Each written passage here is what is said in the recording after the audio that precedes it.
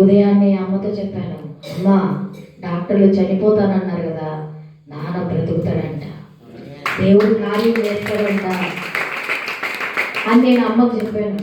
చెప్తే ఇదే జరిగితే నేను నీతో నడుస్తా, నీ దేవుణ్ణి నమ్ముకుంటా అని చెప్పిందమ్మ.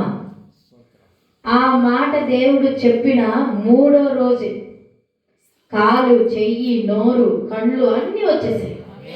హల్లెలూయా.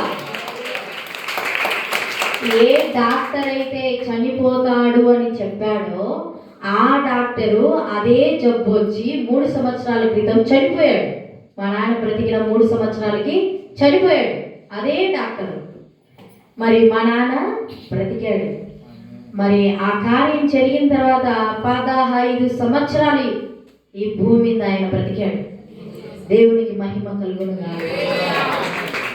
మా కుటుంబంలో కానీ, సంఘంలో కానీ, మరి పాస్టర్ గారి విషయంలో కానీ దేవుడు దర్శనము చూపకుండా, కళ చూపకుండా ఏది చేయలేదు. ముందుగా చూపిస్తాడు, అది జరుగుతుంది.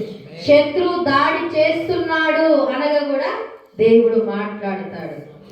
అంత పరిశుద్ధాత్మ శక్తితో దేవుడు మమ్మల్ని నడిపించాడు.